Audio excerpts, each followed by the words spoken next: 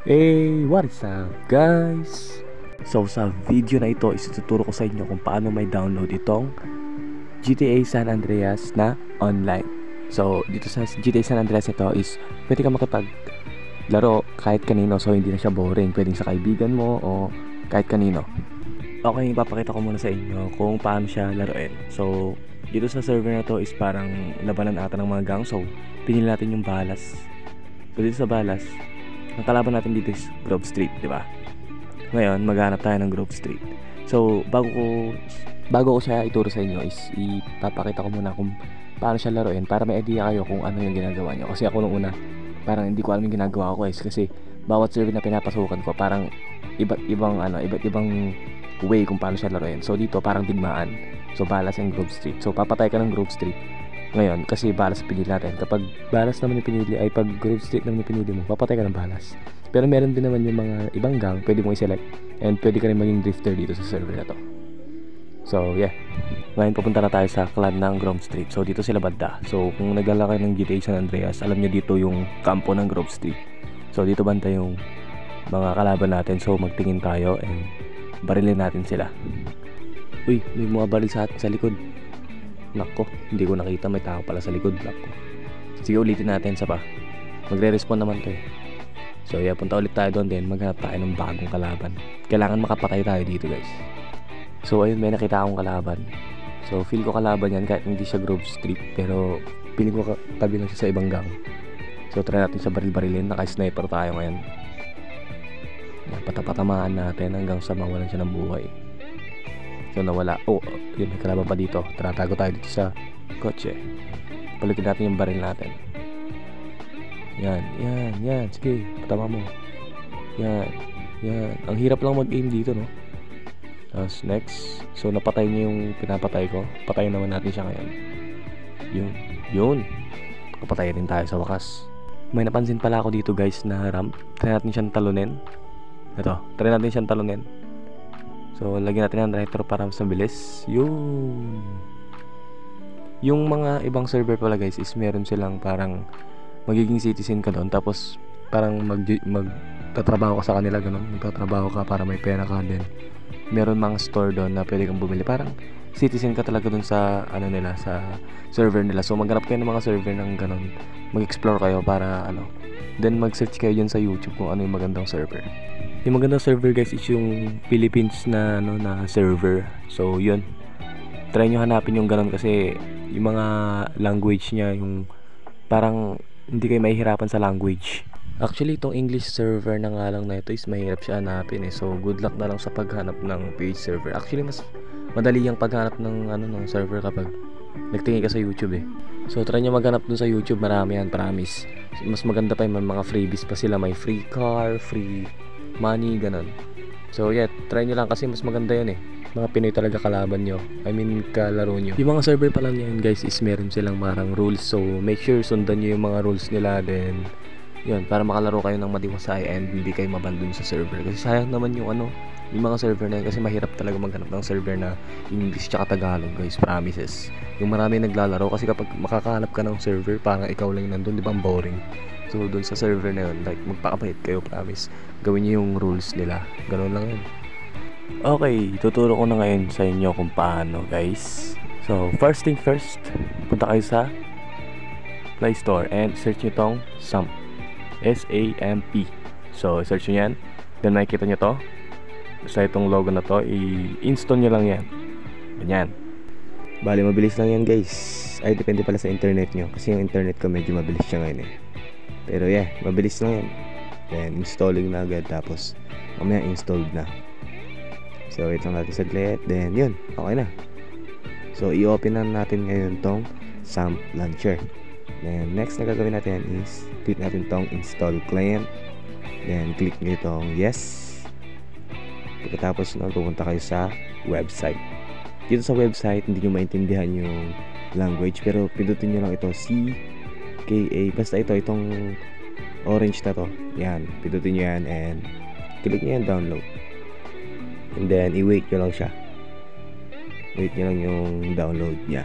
So mabilis lang yan. Ayun, okay na. Tapos i-install na natin. Magpapakita rin lang yan sa sa notification tab nyo yung sa taas. So pagkatapos natin i-install to, wait lang natin saglit.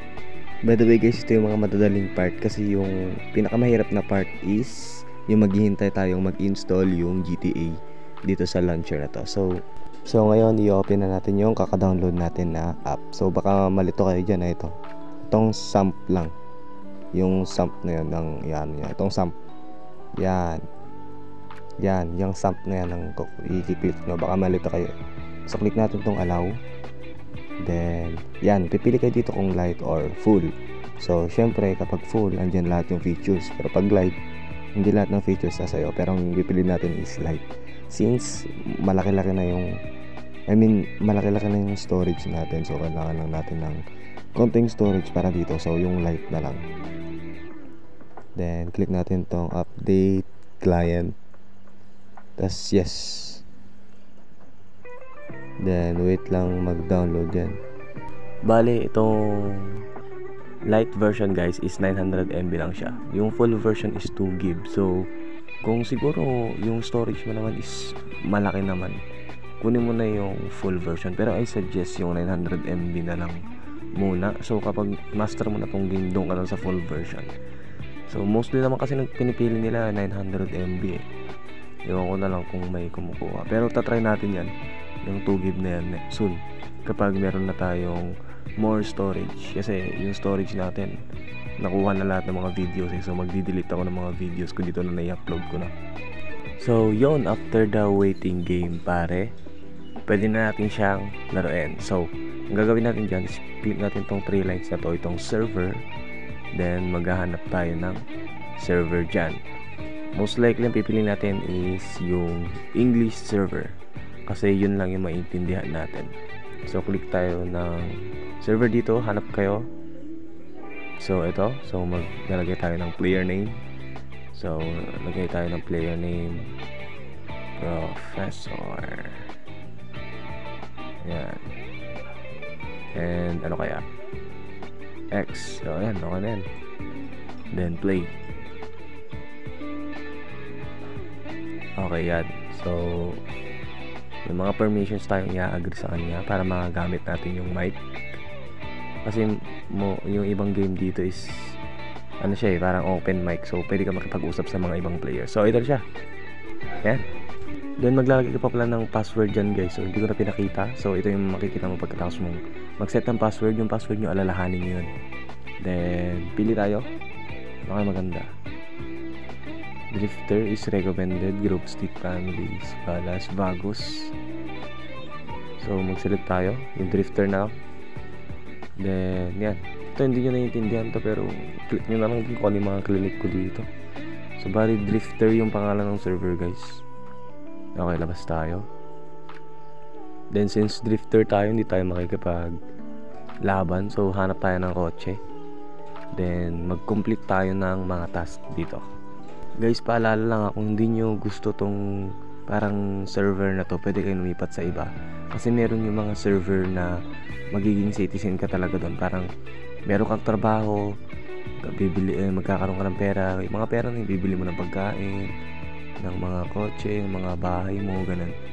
So parang dito pwede ka nang pumili ng ganun. So magagawa mo yun by doing missions. Like kunwari ito drifter, magdi-drift tayo dito. So yan, drift, makikita nyo naman yung bilang ng drift, diba? Tapos pag may nagawa kang stunts dito, may dagdag pera yun. So madadagdagan yung pera mo. And then dito may need na drift na points. So kailangan mo rin yun. Dun sa iba kasi parang meron kang trabaho eh.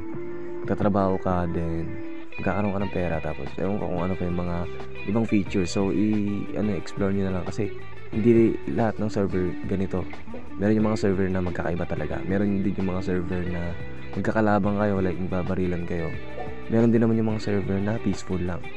So parang like citizen ka talaga. Yung gusto kong server na makita, pero wala akong mahanap na server na ganon dito. I think maghanap ako sa YouTube. Meron yung mga like siguro pamilya kayo sa mga Billionaire City, ganon. Meron parang ganon dito. So yun.